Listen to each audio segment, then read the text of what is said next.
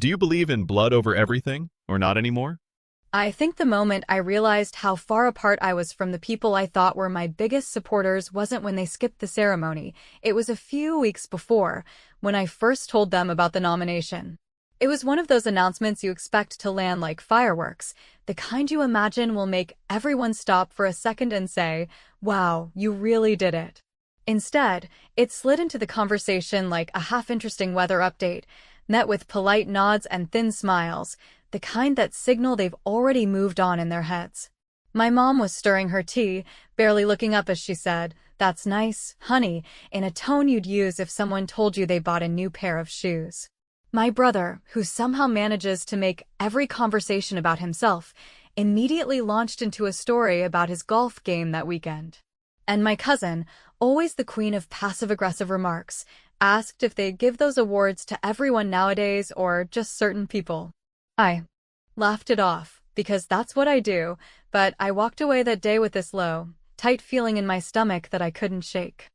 At first, I told myself I was overthinking it. People get busy, they're distracted, and maybe it didn't click in the moment just how big a deal this was for me. After all, I'd been working toward this for years, staying late at the office when everyone else had gone home, saying no to vacations because the timing wasn't ideal for the company, pushing through weeks where the stress made me physically sick. All because I believed the payoff would be worth it. And here it was, my name on a nomination list with people I'd admired since my first day on the job. It felt like proof that all the missed birthdays, the skipped weekends, the countless "I'll catch you next time" responses I'd given to friends actually meant something. But when I told them the date of the ceremony, the responses were so lukewarm it was almost comical. My mom said she would see what she could do, but she had a spa appointment that week she'd already paid for. My brother said he might be golfing if the weather was nice, because, in his words, you don't waste a good Saturday on sitting in a conference room. My cousin didn't even pretend to consider it, saying she had too much on her plate and, besides, you're going to win more of these things, right? That last part stung, because it completely missed the point. This was the first one, and no matter what came after, there was never going to be another first. I remember sitting in my car after that conversation, hands gripping the steering wheel, and feeling this mix of anger and disappointment that made me want to scream. But I didn't. I told myself to let it go, to focus on the people who would be there, the colleagues and mentors who'd supported me from day one. Still, a little voice in the back of my head kept whispering, they should be there. They're supposed to be there. And I knew it was right.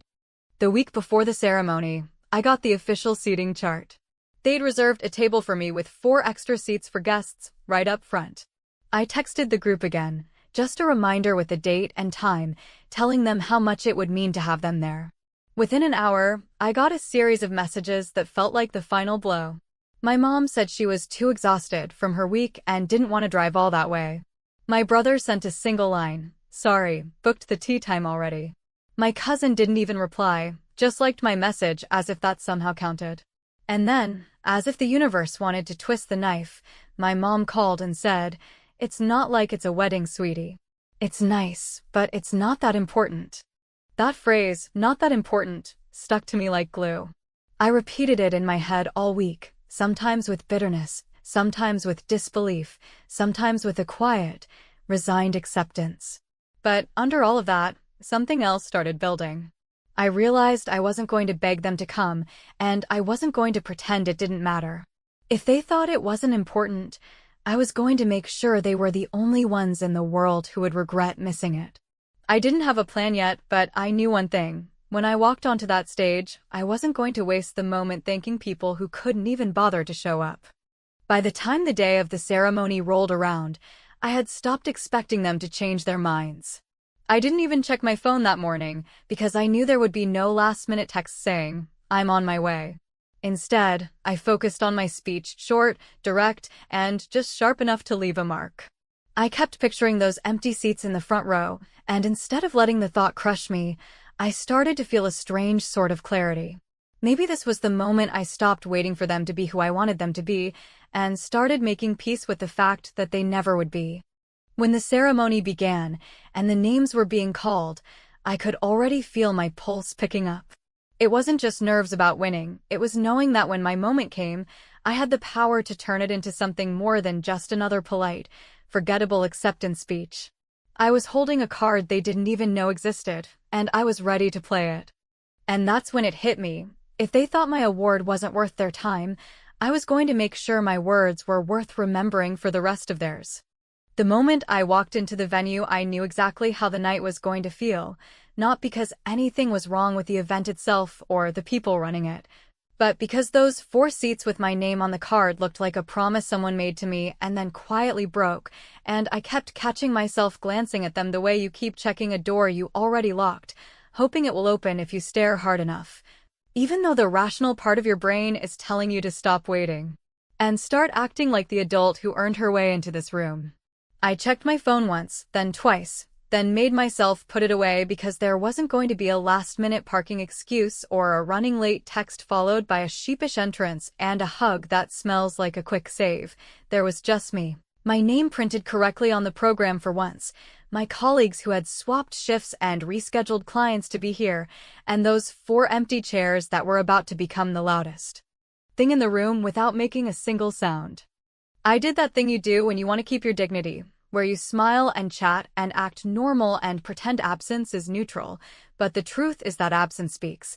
And it speaks in a voice that sounds exactly like the people you hoped would show up for you saying this just isn't worth the mileage, and after about 10 minutes of trying to swallow that, I walked over to the coordinator and asked, very calmly, if there was a policy about reassigned seats, because I had 4 that didn't need to stay empty, and she looked at me for a second like she was reading between lines I hadn't written, then said, we can place anyone you want there, and I said, perfect, because I knew exactly who I wanted to see in those chairs when I looked up from the stage. I texted 2 of our interns, the ones who had stayed late with me on the project that put my name on the nomination list, the ones who never once acted like they were doing me a favor by being dependable, and I wrote, if you can get here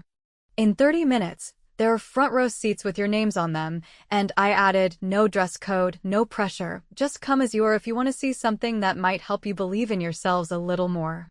While I waited for their answer, I stood beside those chairs and decided I wasn't going to leave them blank with those printed place cards like headstones for living people. So I flipped the cards over and wrote new names in pen, not theirs, mine, and then the words, plus guests who actually showed up, which was petty and a little loud but also true, and when the coordinator laughed under her breath I felt a small valve inside me loosen, the kind that releases enough steam to keep the whole machine from exploding. The interns texted back that they were on their way, one coming from a bus stop, the other getting a ride from a roommate. And I told the coordinator to hold the seats for them and to add 2 more for colleagues who had been hovering in the back because they didn't want to crowd the front, and if there was a moment where I felt the scales start to tip back toward balance, it was right there. Watching those chairs transform from proof of indifference into a row that said, loudly and clearly, this is who my people are. Of course, the part of me that still wanted to be the bigger person told me to keep my comments clean and my smile pleasant and my speech polite, because you never regret taking the high road.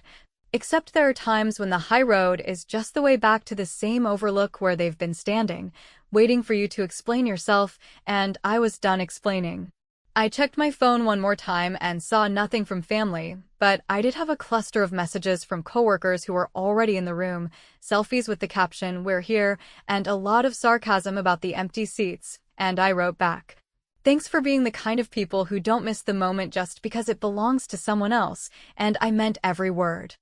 Then I did something I knew would land exactly where I wanted it to land without me having to be dramatic or cruel. I sent a single group text to the family thread that had been buzzing all week with nonsense about spa points and tea times and what everyone was bringing to the next barbecue, and I wrote, "Quick update, gave your front row seats to the interns who helped me get here. They sprinted across town to make it, and I can't tell you how much it means to look up and see faces that earned it," and I put my phone away without waiting for the typing dots because I wasn't interested in whatever justification was about to arrive dressed as concern. It was not a scream, not a scene, not a public dragging. It was a receipt, a neat little line item that said you passed, they showed, I chose, and that quiet, clean choice felt like the first real piece of revenge I'd let myself take in a long while. not because it hurt them, but because it starved the part of me that kept asking for their approval like it was oxygen. When the interns slipped into those chairs, a little breathless and wide-eyed and trying not to be noticed, they looked at me the way I wish my own people had looked at me, like I was worth showing up for even on a busy night, and I leaned over during a break and whispered, "You belong here," and one of them squeezed my hand so tight I almost laughed, because that simple gesture did more for my whole sense of being seen than 1,000 polite congratulations from people who were mentally already at brunch. And if you're wondering whether I was nervous about what I was going to say on stage, I was, but it wasn't the shaky, please like me kind of nerves. It was the steady, here is the truth kind. The kind that makes your voice lower instead of higher and keeps your hands still. They started reading the category details, and I could feel the room pull closer. That collective lean people do when they think they might witness something worth remembering, and I thought about every late night, every time I told myself to push through one more round. Every small moment where I chose work over another piece of a life I'll never get back, and I decided that whatever happened next, I wasn't going to waste the microphone on platitudes that left the most important part unsaid. And because I didn't want my speech to blindside anyone who genuinely cared, I bent toward the interns and said, "I'm going to be honest up there," and they nodded like they already knew, which made me feel even steadier. They announced my name, and as I stood, the room blurred into one single fact that was impossible to ignore, which is that you can spend years asking certain people to meet you halfway, and then one day realize the halfway point is still farther than they're willing to drive. And when that happens, you either keep lowering the distance, or you draw a line and dare yourself to hold it. I adjusted the mic in my hand and told myself to remember this exact feeling, the moment before the first word when you still have a choice about how much truth you want to let out. And then I took the first step toward the stage knowing that I had already taken the first shot in private with that quiet text, and the next one was going to land in a room full of witnesses who would understand exactly what I meant. I walked up the steps feeling that weird, calm kind of adrenaline that shows up only when you have already decided what kind of person you are going to be in the next 30 seconds. And when the host handed me the plaque and leaned in with that quick congratulations whisper people do at these things, I nodded, took the microphone, and told myself not to waste time easing into it with soft edges or fake humility.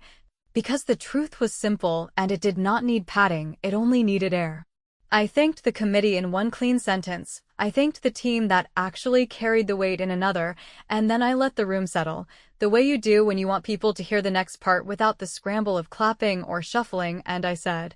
in a voice that surprised even me with how steady it came out, that tonight meant more than I had words for, not because an industry noticed me, but because I finally noticed myself, and noticing myself meant I was done pretending that absence is the same as support. I looked out over the crowd, not for family faces that were never going to appear, but for the interns sitting where my relatives decided not to sit, and when I found them, I kept my eyes there. Because sometimes you need to speak to the people who showed up so the people who didn't will have to hear it secondhand, and I said, for the ones who chose to miss this, do not bother reaching out now, because I am not a souvenir you pick up on your way home. And I am not a memory you get to edit into. A cute story at Thanksgiving when you need to look like you care. The room went so quiet that I could hear someone's bracelet slide against a chair, and for a second I wondered if I had gone too far, but then I saw a few heads nodding, the kind of nods that carry years behind them, and I knew I was exactly where I needed to be. I did not name anyone, I did not list the excuses, I did not humiliate people for sport, because that is not what I wanted and never has been. What I wanted was to say out loud that there are consequences to telling someone their life is background noise. And one of those consequences is that you lose access to the front row when the song finally gets good. I thanked the mentors who had pushed me when I dragged my feet, I thanked the colleagues who traded shifts and covered meetings, and then I folded the paper where my polite speech had been and slipped it back into my pocket, a useless prop I did not need. Because the only thing left to say was to the people who were going to watch a clip later and pretend they had been part of it. I finished with one line that felt like locking a gate, which was that support is measured in presence, not posts, and that I would always, from this night forward, seat the people who show up in the places built for the people who matter. There was a beat where the audience looked at each other to figure out whether to clap, and then the applause came in waves, not thunderous, not awkward, but honest, and as I walked off, I felt that strange, clean relief you get when you finally tell the story the way it actually happened. The host touched my elbow and said something kind that I barely heard because I was busy breathing for the first time in weeks, and when I got to the wings, two senior women from another company were waiting. The sort of women who carry their authority like a habit rather than a costume, and one of them said, "That was brave," and the other said, "That was overdue," and we laughed because both things were true. I found the interns and pulled them into a quick hug, and one of them said, "I have never seen anyone do that," and I told her I had never seen me do that either, which is why it was about time. Then the text started flashing on my lock screen as if someone had opened a fire hydrant, and I made a choice I should have made years ago. I did not open a single one. I did not give anyone the satisfaction of a red receipt.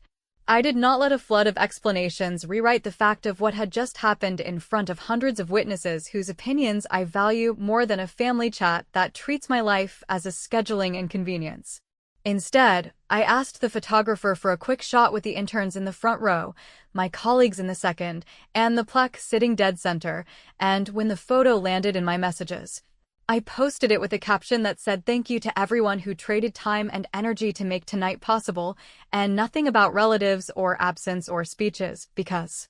the point had been made and did not require subtitles.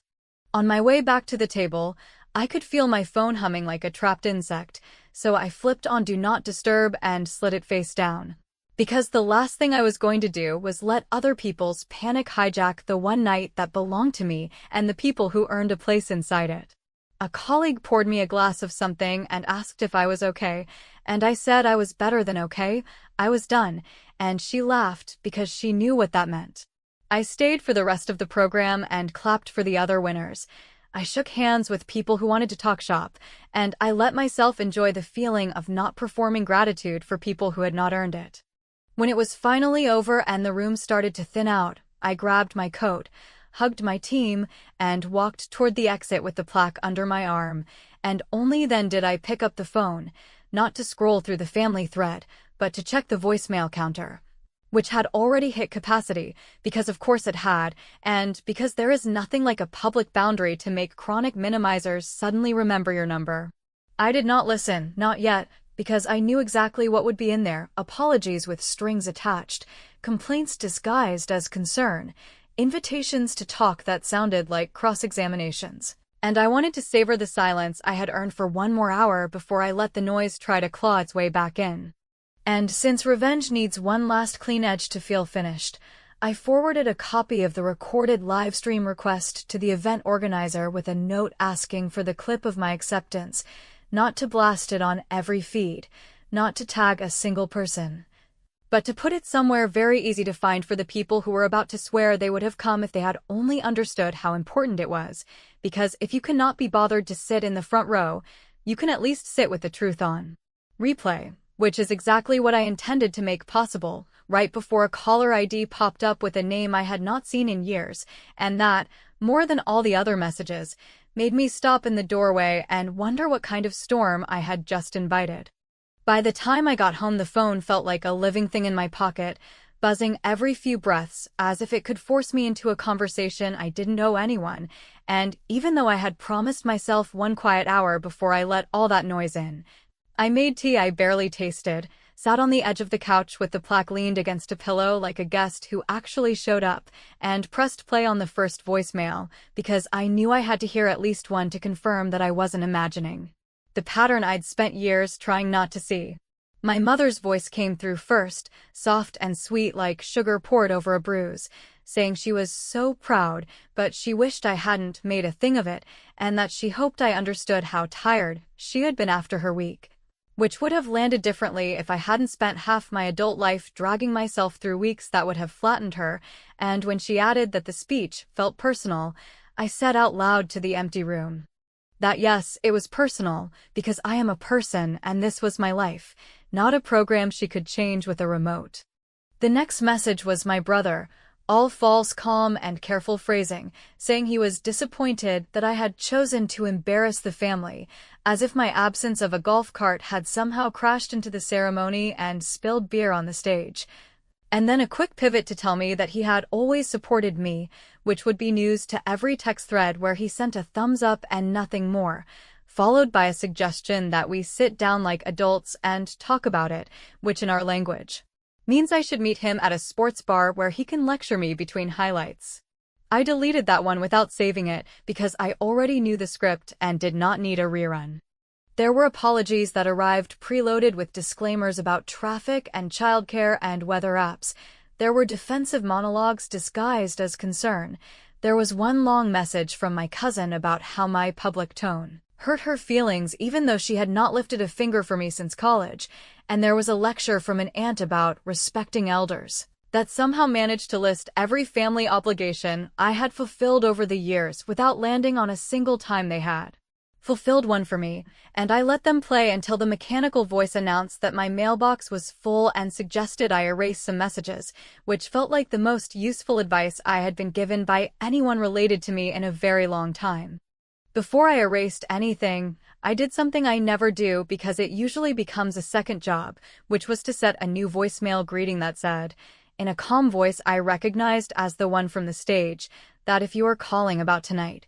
I heard everything I needed to hear in the room, and I will not be returning calls right now. If you are calling with congratulations, thank you. Please leave it after the tone. If you are calling with explanations, please write them down and sit with them for a while before you send them, because I am busy living the life you said was not that important. It was petty and it was perfect, and it was also exactly the boundary I needed, because I knew once I listened to all those messages, the compulsion to fix other people's discomfort would start crawling up my spine,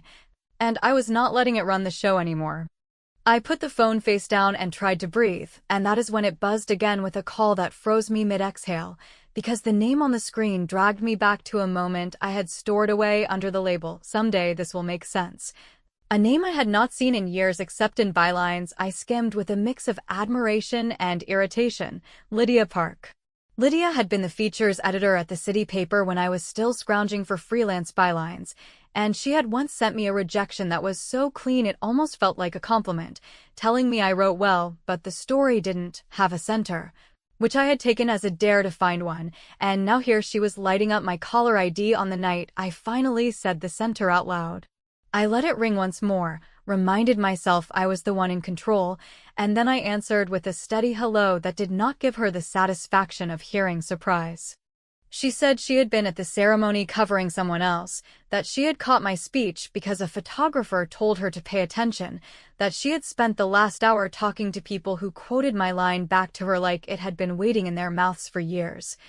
and that she wanted to do a profile, not a gossip piece or a call-out, but a real story about boundaries and work and who shows up, with the exact line included if I would allow it. She also said, and this was the part that made me sit up straighter, that she had heard there were empty front row seats and then interns in them, and that detail made her eyes water a little, which I would have thought was performative if I didn't hear the way she breathed when she said it, like she had been an intern once too and still remembered the way a front row chair can reset an entire sense of self. I told her I would think about it, which was true, because I knew exactly what would happen if I let a story like that run with my name on it. It would make the speech permanent. It would move the conversation out of the family thread where they could control the narrative and into a place where other people could recognize themselves in it. And it would guarantee that the next voicemail I listened to would come packed with newly discovered legal vocabulary and threats disguised as boundaries, from people who had never used that word for anything but their own convenience. Lydia said she understood, that she would send me a few questions and I could answer when I was ready, and just when I thought we were done, she asked the question that separated her from every other caller that night,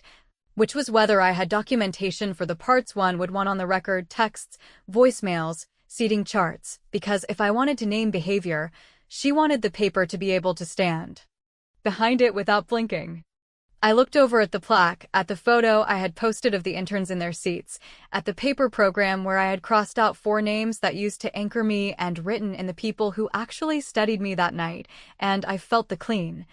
hard edge of the decision waiting, because if I said yes to Lydia, I wasn't just telling a story, I was pulling the pin on a device that would force certain people to live with the version they created, and maybe the more honest truth was that I wanted that not for spite but for balance, because for once I wanted the world to reflect what had actually happened instead of the family folklore they paced over every difficult moment. I told her I had what she needed, and that I would share it with one condition, which was that the interns would be named and photographed as the people who took the seats, because they were the center of this for me, not the ones who missed it. And Lydia said done in a voice that told me she meant it. Then, because revenge tastes best when it is clean and leaves room for grace, I opened my messages and scrolled to the one I had saved for years, the one where my mother had written that my work was a cute hobby and that real success looks like a wedding. And I forwarded it to Lydia with a single line that said, "This is where the center started," and as I hit send I felt that calm adrenaline again, that exact, electric stillness, because I knew the next call I answered would not be a voicemail from a relative looking to rewrite the night. It would be Lydia asking one last question that would decide how far I was willing to take this, and I already knew what my answer would be even though saying it out loud would change everything. Lydia called back in the morning with the same direct energy she had the night before, and before I could overthink it into dust, she laid out exactly what she wanted to run, which was a piece about the cost of minimizing someone until she finally refuses to shrink, with my speech line printed in full, with the detail about the empty front row and the interns who took those seats, with a short transcript of the voicemail greeting that made half her newsroom look up and say, "Well, that lands," and then she asked the question that told me she understood the stakes, which was whether I wanted relatives named or anonymized, whether I wanted the text where my mother called my work a cute hobby quoted or paraphrased, and whether I wanted to say anything that sounded like an invitation to mend fences, and I heard myself say that I did not want to humiliate anyone for sport or burn the whole tree down to prove a point, that I wanted the behavior on the record and not the names, that I wanted the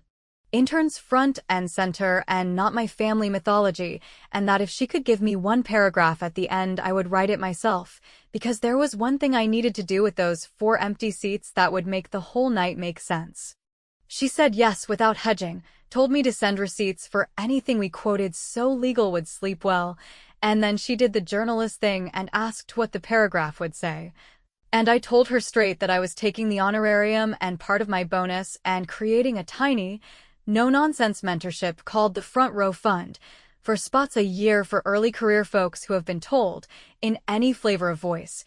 that what they do is not that important, and the only application question would be a short note about the moment they almost believed that lie, and that I wanted the story to link to a page where people could sponsor a seat if they wanted to help, because I was done pleading for presents from people who calculate love like it is an invoice,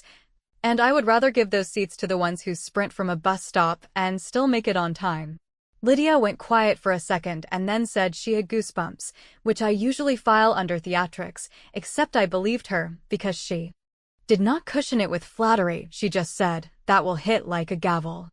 While we finalized the quotes and I emailed the screenshots, my phone filled with the kind of messages that sound like apologies until you pay attention to the verbs. The cousin who wanted me to clarify that my words were heat of the moment. The brother who wanted me to reconsider how public I had been and suggested we get ahead of it, like I was a brand risk. My mother who left a long, wobbling voicemail about family being messy and private and ask your heart whether you really want to make this the story people know you for, and I sat at my kitchen table with the plaque leaned against a salt shaker, and I felt that old guilt trying to crawl back up my throat, the one that says you can fix this if you speak softly and move first, and I told it no. Not this time, because the only thing I was going to move first on was the fund. I registered the domain, I spun up a simple page with basic text and a form that asked for a short story and nothing else. I added a line that said, sponsors could cover a seat in honor of someone who once showed up for them, and then I wrote an email to Lydia with the link and one last sentence I wanted in print. Those 4 empty chairs will not be wasted again. The piece published just after lunch, not splashy, Not screaming, just firm, and within an hour my inbox looked like a different universe. Messages from strangers who had been the only person at their own celebration. Notes from people who had built careers while dodging relatives who kept asking when the real life would start. Simple thank yous from readers who said they sent the link to their daughters, or their sons, or their younger selves. And a handful of local business owners who asked how to sponsor a seat and whether they could interview the first cohort for internships. And I sat there reading and felt something click that no apology had ever managed to fix, because this was not an argument. This was proof that the center Lydia talked about had finally formed and did not need to be defended with a courtroom speech. Predictably, the family thread went off like a cheap alarm, accusations about airing dirty laundry, declarations that I had misunderstood context. A long paragraph from an aunt about respect and discretion that included a line about how she had always believed in me even when it looked like I was wasting my time on work that did not lead to the right kind of milestone. And I typed out a dozen replies and deleted every one until there was only one sentence left that I could live with, which was that I would not be taking calls about the article, that I would not be editing the truth to make anyone more comfortable, and that if anyone felt moved to show support, the only appropriate way to do it would be to sponsor a seat for someone who had heard what I heard and kept going anyway. I sent the message, muted the thread for a week, and blocked the two numbers that kept calling back to back as if they could pound a hole in the boundary if they just used enough persistence. The thing about revenge that no one says out loud is that the best version of it doesn't feel like a stunt. It feels like moving weight from the wrong side of the scale to the right one, and that afternoon the weight moved in a way I could measure. Not in applause, but in applications that arrived from people who wrote 3 honest sentences and hit submit like they were handing me the version of themselves they almost abandoned. By evening, all 4 first-year seats were funded, not by the people who missed the night, but by strangers who recognized the shape of the wound, and I picked the initial winners with the same steadiness I had on stage, then sent them each a simple message that said, "Front row reserved, bring your whole self, and watch what happens when the room does not doubt you." My mother called one more time, and this time I let it go to voicemail because I wanted the clean record of what she chose to say when she knew the terms, and she did what I expected, which was to cry and say she loved me and ask if there was a way to walk this back without making the family look small, and then she added a line that would have gutted me a year ago. That she had never realized how much this mattered because she had never been taught to measure success in anything but the standard markers, and for a second I almost picked up because there was truth buried in there, but I didn't, because love is not a mulligan you pull after the whistle, it is attendance, and attendance has a timestamp. I saved the message, not to play on repeat, but to remind myself that compassion does not require surrender. Then I recorded a final greeting that said I would not be returning calls for a while, that I was building something, and that anyone who wanted to be part of it knew exactly where the door was. When the first mentorship meeting happened a few weeks later, and those 4 showed up with questions and notes, and the same mix of nerves and stubbornness I recognize in my younger self, I started the session by telling them what I had wished someone told me the first year I chose work that did not fit the family script, which was that you cannot make people show up. You can only keep the chair warm for the ones who are on their way, and if no one comes, you sit in it yourself and do the work. Anyway, then I handed them lanyards that said reserved and watched them grin like they were letting themselves into a room they had always been told was for someone else. The family still does what it does, which is to rewrite and resent and occasionally reach out with a soft voice that gets harder when I do not bend. But the center holds, the fund grows, and the story belongs to me now, which is all I ever wanted. And if you are wondering whether I ever called back the ones who chose to miss it, I will tell you the truth without drama. I did not, because the last move in a master plan is not a loud door slam. It is a quiet redirect, and mine was simple. I stopped asking for a front row that was never coming, and I built one that cannot be taken away.